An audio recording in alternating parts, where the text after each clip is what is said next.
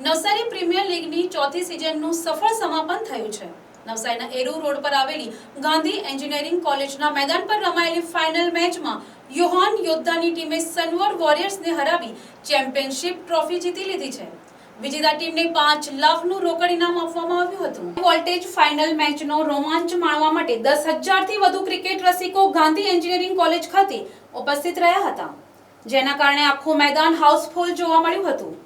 Digital platform પર પણ મેચનો ભારે ક્રેઝ જોવા મળ્યો હતો, જ્યાં 90,000થી વધુ લોકોએ ઓનલાઈન લાઈવ પ્રસારણ દ્વારા આ રોમાંચક ફાઇનલ નિહાળી હતી। ટુર્નામેન્ટમાં ચેમ્પિયન બનેલી યોહાન યોદ્ધા ટીમને ₹5 લાખ અને રનર્સ અપ રહેલી સનવર વોરિયર્સની ટીમને 3 લાખનું રોકડ ઇનામ આપી સન્માનિત કરવામાં આવી હતી।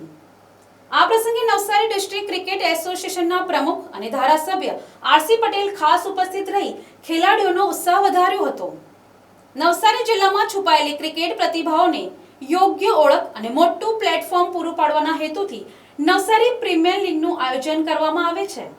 આ લીગની પ્રથમ સિઝન વર્ષ 2013માં, બીજી 2015માં, ત્રીજી 2025માં અને ચોથી સિઝન ચાલુ વર્ષે 2026માં સફળતાપૂર્વક પૂર્ણ થઈ છે।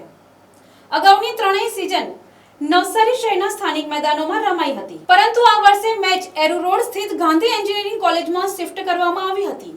ટુર્નામેન્ટમાં કુલ 18 હાઈ વોલ્ટેજ મેચ રમાઈ હતી, જેમાં 15 લીગ મેચ, 2 સેમીફાઇનલ અને 1 ફાઇનલ મેચનો સમાવેશ થાય છે।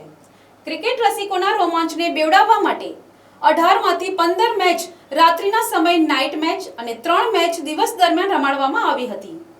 એનપીએલનો મુખ્ય ઉદ્દેશ્ય સ્થાનિક સ્તરે જ સીમિત રહી જતા ખેલાડીઓ માટે એક સક્ષમ મંચ પૂરું પાડવાનો છે, જેથી તેઓ રાજ્ય, રાષ્ટ્રીય અને આંતરરાષ્ટ્રીય કક્ષાએ રમીને જિલ્લાનું નામ રોશન કરી શકે। Bureau report, NTC news, Navsari.